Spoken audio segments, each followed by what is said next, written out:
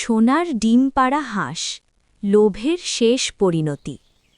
একসময় সবুজ মাঠ আর উঁচু উঁচু গাছে ঘেরা একটি ছোট গ্রামে এক গরিব চাষি ও তার স্ত্রী বাস করতেন। তারা প্রতিদিন খুব কঠোর পরিশ্রম করতেন, কিন্তু উপার্জন হতো খুবই সামান্য, কেবল সাধারণ খাবার আর পোশাক কেনার মতো। জীবন সহজ ছিল না, তবুও যা ছিল তাতেই তারা সন্তুষ্ট থাকতেন। একদিন সকালে চাষি যখন তার হাঁসির ডিম সংগ্রহ করতে গেলেন, তখন তিনি অদ্ভুত এক ঝলমলে আলো দেখতে পেলেন। বিস্ময়ে তিনি দেখলেন হাঁসটি সম্পূর্ণ সোনার একটি ডিম পেড়েছে।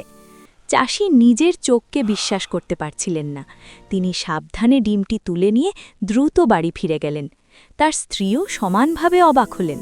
তারা ডিমটি বাজারে নিয়ে গেলেন, যেখানে সেটি অনেক টাকায় বিক্রি হলো। পরের দিন হাঁসটি আবার একটি সোনার ডিম পারল, তারপরের দিনও আরেকটি।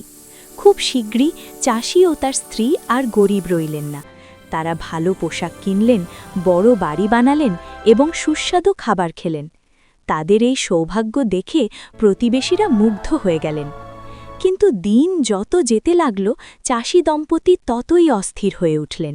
তারা ভাবতে লাগলেন, নিশ্চয়ই হাঁসটির ভিতরে অনেক সোনা আছে। তারা কল্পনা করলেন ঝকঝকে সোনায় ভরা সিন্দুকের কথা।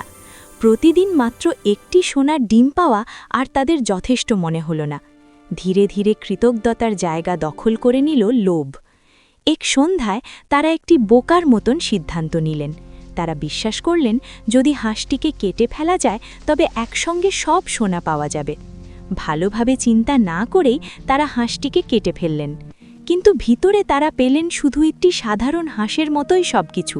সেখানে কোনো সোনার স্তূপ ছিল না কোনো লুকানো ধন। তাদের লোভেই তারা নিজেদের সৌভাগ্যের একমাত্র উৎসটিকে নষ্ট করে ফেললেন। সোনার ডিম চিরতরে বন্ধ হয়ে গেল, এবং তারপরেই চাষি ও তার স্ত্রী বুঝলেন যে ধৈর্য ও কৃতজ্ঞতা তাদের জীবন সুখী ও নিরাপদ রাখতে পারত। সেদিন তারা একটি গুরুত্বপূর্ণ শিক্ষা পেলেন। লোভ মানুষের ক্ষতির কারণ হয়, আর যারা অতিরিক্ত চায় তারা শেষ পর্যন্ত সব কিছু হারাতে পারে। তাহলে বন্ধুরা, আজকের গল্পটি যদি তোমাদের ভালো লেগে থাকে তাহলে অবশ্যই একটা লাইক করে দিও। আর এমন সুন্দর সুন্দর গল্প আরও শুনতে চাইলে আমাদের চ্যানেলটি সাবস্ক্রাইব করে পাশে থাকা বেল আইকনটা চাপতে ভুলবে না। দেখা হবে খুব শীঘ্রই নতুন আরেকটি মজার গল্প নিয়ে। সবাই খুব ভালো থাকবে, সুস্থ থাকবে। এখন তাহলে আসি, টাটা।